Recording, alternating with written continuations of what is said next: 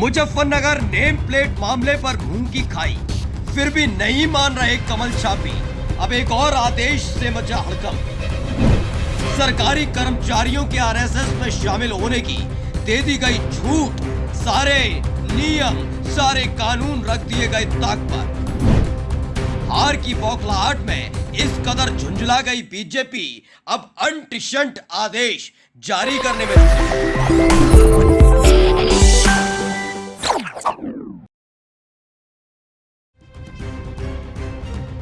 इस चेहरे को भूले तो नहीं है आप जी। ये अंधभक्तों का नया ब्रांड एम्बेसडर बना था जब इसने मुंबई जयपुर एक्सप्रेस ट्रेन में 4 मुसलमानों पर फायरिंग शुरू कर दी थी। वहीं उसी जगह चारों लोग अपनी अपनी पीठ के बिस्तर पर लाश में तब्दील हो गए। आरपीएफ के सिपाही चेतन सिंह ने उस वक्त योगी और मोदी जिंदाबाद के नारे भी लगाए थे।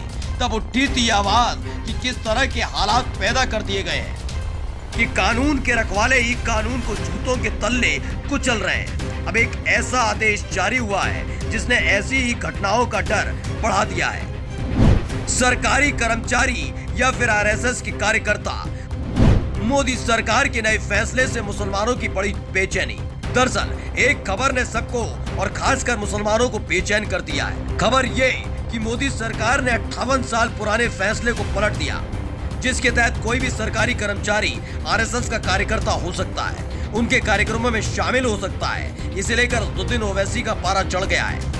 ओवैसी ने कहा है कि इस कार्यालय ज्ञापन से कथित तौर पर पता चलता है कि सरकार ने आरएसएस की गतिविधियों में भाग लेने वाले सरकारी कर्मचारियों पर से प्रतिबंध हटा दिया है।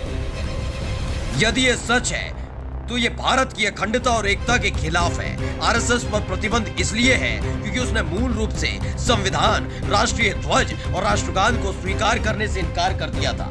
प्रत्येक आरएसएस सदस्य शपथ लेता है कि वो हिंदुत्व को राष्ट्र से ऊपर रखता है। कोई भी सिविल सेवक यदि आरएसएस का सदस्य है तो वह राष्ट्र के प्रति वफादार नहीं हो सकता। सवाल सिर्फ इतना सा उठता है कि इसी मुल्क के मुस्लिम संगठनों के कार्यक्रम में कोई सरकारी कर्मचारी शामिल क्यों नहीं हो सकता।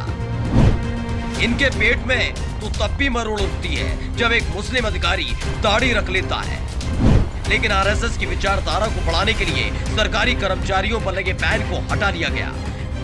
इस पर कांग्रेस नेता जयराम रमेश ने कहा है कि फरवरी 1948 में गांधी जी की हत्या के बाद सरदार पटेल ने आरएसएस पर प्रतिबंध लगा दिया था। इसके बाद अच्छे आचरण के आश्वासन पर प्रतिबंध को हटाया गया।